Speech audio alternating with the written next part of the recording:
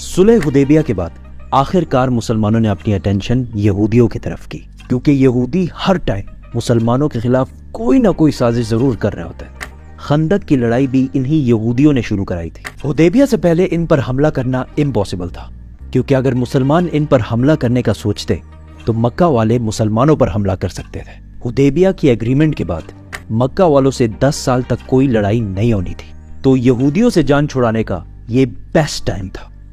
और यहूदियों का हेडक्वार्टर था खैबर। खैबर का किला पूरे अरब में सबसे ताकतवर किलों में से एक था। अरब ऑलमोस्ट सारा ही डेजर्ट है, लेकिन खैबर में फार्म्स और फ्रूट्स और ये चीजें बहुत ज्यादा थी, जिनको पूरे अरब में एक्सपोर्ट कर दिया जाता, और उससे जितना पैसा बनता था उस सारे को यहूदी इस किले में सेव करके रखते थे, क्योंकि उनको पता था कि खैबर को फतह करना इम्पॉसिबल है। मुसलमानों ने बहुत ही सीक्रेटली खैबर पर हमले की तैयारी शुरू कर दी, लेकिन मदीना के मुनाफिकों ने पहले ही खैबर वालों को बता दिया कि भाई सिर्फ 1500 लोगों की फौज तुम्हारे तरफ आ रही है, और तुम लोग तो वैसे भी बहुत ज्यादा हो, आराम से इनको हरा देना। यहूदियों ने भी इस खबर को बहुत लाइटली लिया कि यार 1500 लोग आके हमारा क्या उखाड़ लेंगे। यहूदी एक दिन सुबह अपने खेतों पर काम करने निकले तो अचानक सामने मुसलमानों की फौज खड़ी थी, तो वो चीखने लगे कि मुहम्मद आ गया है, मुहम्मद आ गया है, और भागकर वापस किले में चले गए। खैबर मदीना से ऑलमोस्ट 150 किलोमीटर दूर है, और अगर आज भी गाड़ी में जाए तो 2-2.5 घंटे लग जाते हैं। और खैबर के इस किले के 2 मेन हिस्से थे, एक हिस्से में 5 बड़े किले और दूसरे हिस्से में 3 किले थे। तो मुसलमानों ने पहला हमला खैबर के इस किले पे किया। पहला किला फतह करने की बहुत कोशिश के बावजूद कोई फायदा नहीं हुआ, तो रसूलुल्लाह सल्लल्लाहु अलैहि वसल्लम ने कहा कि कल मैं एक ऐसे आदमी को झंडा दूंगा, और झंडा देना मतलब एक ऐसे आदमी को लीडर बनाऊंगा जो अल्लाह और उसके रसूल सल्लल्लाहु अलैहि वसल्लम से मोहब्बत करता है, और अल्लाह और उसके रसूल उससे मोहब्बत करते हैं। सारे सहाबी इस उम्मीद में थे कि काश ये झंडा हमें मिल जाए। इवन हजरत उमर रज़ियल्लाहु ताला अन्हु ने कहा कि मैंने कभी भी जिंदगी में लीडरशिप की ख्वाहिश नहीं की सिवाय खैबर के इस दिन की। रसूलुल्लाह सल्लल्लाहु अलैहि वसल्लम ने सारे बड़े उम्र के सहाबा छोड़कर झंडा सिर्फ 29 ईयर ओल्ड अली बिन अबी तालिब के हाथ में दिया। तो हजरत अली ने खुश होकर कहा कि मैं आखिरी दम तक इनसे लड़ूंगा, लेकिन रसूलुल्लाह सल्लल्लाहु अलैहि वसल्लम ने कहा टेक इट इजी, इनको इस्लाम की दावत दो। अगर एक शख्स भी तुम्हारी वजह से इस्लाम कबूल कर ले तो ये हमारे सारे ऊंटों से बेहतर है। हजरत अली रज़ियल्लाहु ताला अन्हु फौज लेकर गए और पहले किले पर हमला किया। इस किले का जो चीफ था उसका नाम था मरहब, और ये मरहब पूरे अरब में अपनी ताकत की वजह से मशहूर था। मतलब इससे लड़ने का कोई सोच भी नहीं सकता। उसने सामने आकर मुसलमानों को चैलेंज किया, तो हजरत अली रज़ियल्लाहु ताला अन्हु सामने गए और क्वाइट इजीली उसको हरा दिया, जिसकी वजह से इसकी जगह हजरत अली पूरे अरब में एज अ वॉरियर मशहूर हुए। इसी के साथ लड़ाई शुरू हुई और काफी खतरनाक लड़ाई हुई, और यहूदी भी बहुत जोश से लड़ रहे थे, क्योंकि वो भी अहले किताब हैं, उनके लिए भी जन्नत, शहादत, ये सारे कॉन्सेप्ट्स तो हैं। जंग काफी देर तक चली, लेकिन आखिरकार यहूदी इस किले को खाली करके दूसरे किले में चले गए, और इस तरह खैबर का पहला किला फतह हो गया। 3 दिन तक मुसलमान इस दूसरे किले को फतह नहीं कर सके, क्योंकि अगेन यहूदियों ने बहुत सख्त लड़ाई की, बट आखिर वो ये किला भी छोड़कर 3rd किले की तरफ भाग गए।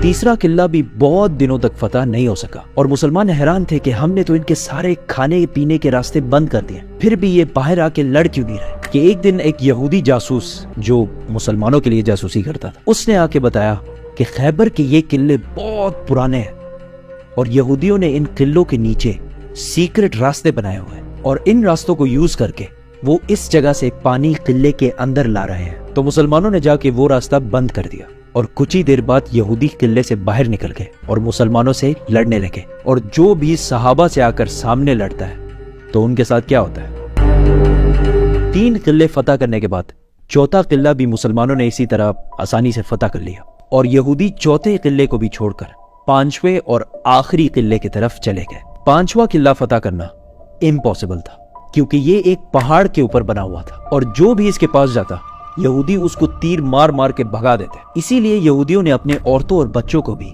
इसी किले में रखा था, और यहूदियों का सारा माल, गोल्ड, सिल्वर, एवरीथिंग, सारा कुछ इसी किले में पड़ा हुआ था।